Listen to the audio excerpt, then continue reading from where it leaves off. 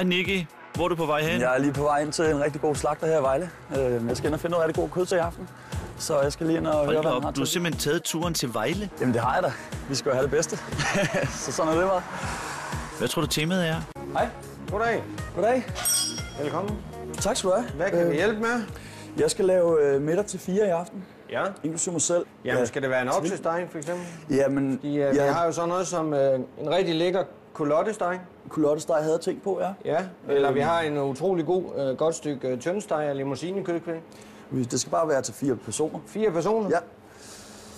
Skal vi prøve at kigge på sådan en her? Ja, tak. Flot og rigeligt stykke kød.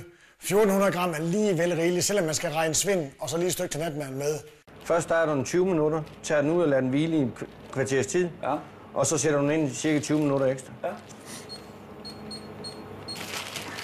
Tusind tak for hjælpen. Sådan der. Er det godt? Ja, tak. Hej. Lige måde. Hej. Og imens Nicky ordner... Det der kød der, ikke?